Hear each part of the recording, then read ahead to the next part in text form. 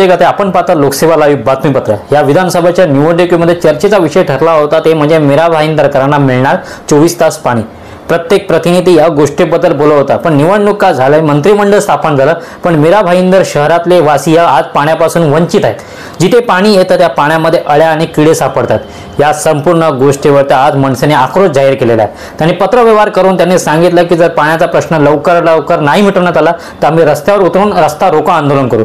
तसेच आयुक्त मनपाचे जे आहेत आयुक्त यांच्यावरतीही त्यांनी आरोप केला की आयुक्त हे निष्क्रिय आहेत। नक्कीच मनसेचे शहराध्यक्ष संदीप राणे यांनी कोणता खुलासा केला व त्यांनी कोणती प्रतिक्रिया दिली आपण जाणून घेऊ।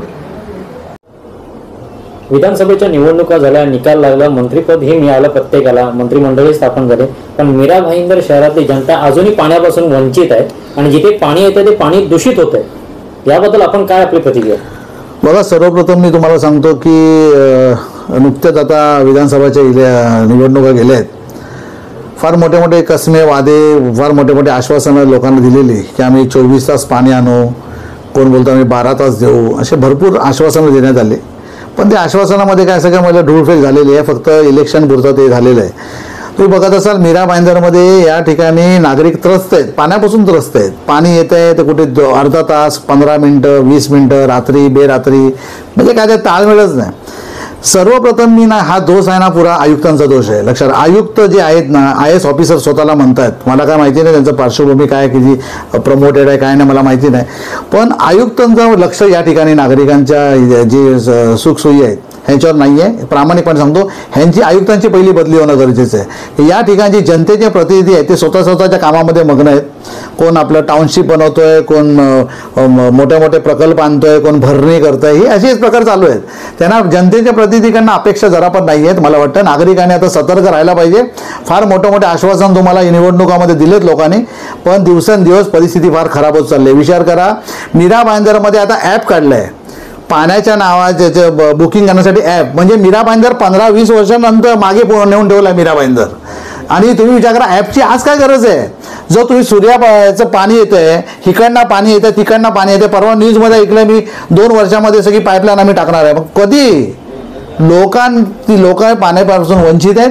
हे फक्त धूळफेक करण्याचं काम जे चालू आहे ना, हे जनतेच्या प्रती लक्षात ठेवा। तुम्ही काय आश्वासन दिलेलं आहेत ह्याच्यावर फक्त फ्लॅशबॅकमध्ये जाऊन जरा तपास करणं गरजेचं आहे। आणि खास करून मी सांगतो, नागरिकांनी आता ह्याच्या विरोधात आवाज उचलायला पाहिजे, आयुक्तांच्या विरोधात। आयुक्त निष्क्रिय आहे, तुम्हाला मी या व्हिडिओच्या माध्यमातून सांगतो। कुठल्याही जनहिताची कामं होत नाहीत। पाण्याची समस्या आहे तशी आहे, गटाराची आहे समस्या आहे, रोडची दिवसेंदिवस खराब होत चालली आहे, इनलिगल भरणी चालू आहे, बेकायदेशीर मँग्रोव्स कटिंग होत आहेत। दिवसांदिवस मीरा भाईंदरची परिस्थिती फार खराब होत चालली आहे। मीरा भाईंदरच्या आयुक्तांनी ॲप लॉन्च केला, म्हणजे फार लाजिरवाण्याची गोष्ट आहे। ह्या लोकांना लाज वाटायला पाहिजे की नागरिकांची किती खिळवाळ करणार तुम्ही। नागरिकांना तुम्ही काय समजता आहे काय? म्हणजे तुम्ही पाणी कपमध्येच गिनती केलेली आहे, की तुमच्या मर्जीप्रमाणे वागायचं। कुठल्याही ताळमेळ नाही। तर मला वाटतं या आयुक्तांची बदली होणं गरजेचं आहे। आणि खास करून जनतेची प्रतिनिधी, आता तरी तुम्हाला कळकळीची विनंती आहे, आता तरी लक्ष द्या।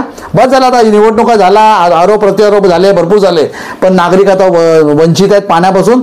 पाण्यासारखी जो गोष्ट तुम्ही देऊ शकत नसाल तर मला वाटतं याच्यापेक्षा शोकांतिका असू नये। म्हणजे मीरा भाईंदरची जनता ही वंचितच आहे। 20 वर्षापूर्वी जो मीरा भाईंदर होता त्याच ठिकाणी नेऊन ठेवलेला आहे मीरा भाईंदर, असं मला बोलायचं। मीरागाव पेनकर पाण्यामध्ये जे पिण्याचं पाणी येतं त्या पिण्याच्या पाण्यामध्ये अळ्या सापडतात, किडे सापडतात, म्हणजे ह्यांचं विचारधारी काय नक्की? हो, मारायचं। जनतेच्या जे सोयी सुखसोयी आहे ना, हे द्यायच्या नाही आहेत। कर्मचारी पण तसेच आणि आयुक्त पण तसेच, लक्षात घ्या। कुठल्याही कर्मचाऱ्यांचे याच्यावर लक्ष नाही आहे।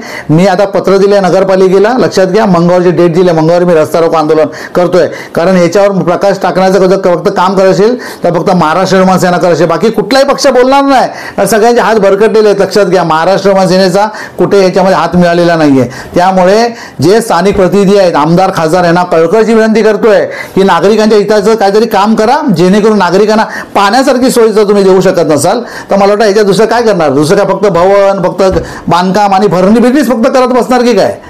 तर आता ही नागरिकांना जागवण्याची वेळ आहे, लक्षात घ्या।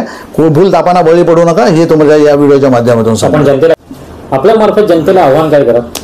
मी जनतेला एवढंच आव्हान करीन की मी माननीय आमचे जे आयुक्त आहेत है ना, जनप्रतिनिधी यांना मी पत्राचा व्यवहार केलेला आहे. आता नगरपालिकेला मी रिस्यूड करायला कॉपी पाठवलेली आहे.